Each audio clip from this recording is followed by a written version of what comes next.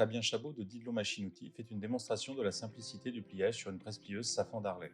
Voici une presse plieuse électrique Safan d'Arlay en 3 mètres 130 tonnes. Le gros avantage d'une presse plieuse électrique, c'est déjà qu'on est sur un bâti arcade. Ce que je veux dire, c'est que si vous pouvez approcher, c'est que là, le bâti, il est fermé sur le côté. Ça donne une très grande rigidité au bâti. Du coup, ça donne une très grande précision derrière à la machine. Ça permet aussi d'avoir un très grand passage entre tables. Donc, du coup, on a une machine très polyvalente. Ensuite, on a une machine qui est, du coup, très rapide par rapport à ses mouvements de butée arrière, par rapport à la vitesse. Je ferai la programmation après, mais vous allez voir, la machine va en une vitesse rapide jusqu'à 1 mm du point de contact tôle, et avec une programmation vraiment ultra simple. Alors, je vais montrer comment faire un programme là, sur une Safan. C'est vraiment très simple. Nouveau, ouvrir, importer, exporter. Dans ce cas-là, c'est un nouveau. Donc là, j'ouvre un programme graphique. Je lui donne un nom ou pas. C'est du Windows, tout active, c'est facile. Donc là, je gagne du temps, je valide. Ensuite, très important, on rentre la matière, l'épaisseur.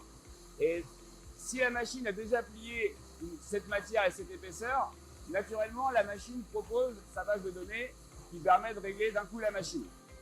Là, la machine est réglée, j'ai juste à lui dire quel profil j'ai besoin de plier.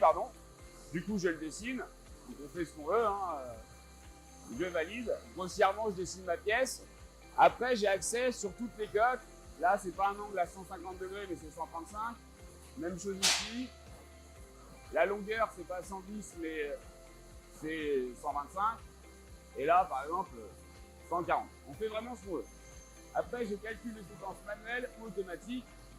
Ça me donne aussi le développé, parce que là, on connaît déjà son principe, sa matrice, son épaisseur. Si je vais sur une cisaille, je coupe à 410, du coup, on aura un pli parfait. Calcule les séquences automatiques de pliage. Donc là, elle va tout calculer toute seule.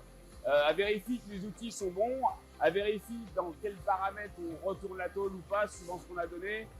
Les vitesses de butée, tout ça, c'est pré-paramétré avant. Après, si je le veux, je peux soit visualiser la séquence de pliage pour voir si ça me convient ou pas. Si ça me convient pas, je peux changer l'ordre de pliage manuellement. Et si ça me convient, je valide, tout simplement. Et je vais passer en mode exécution. La machine est prête. Alors, sur une Safan, on a une grosse particularité, c'est qu'on n'est pas obligé de plier tout le temps avec la pédale. On a la possibilité de soit travailler barrière plus pédale, soit je vais changer à chaque piste, ce sera plus simple, uniquement avec la barrière et sans pédale. Et la dernière solution, c'est uniquement la pédale, mais au final, c'est moins intéressant parce que vous êtes tout le temps en vitesse lente.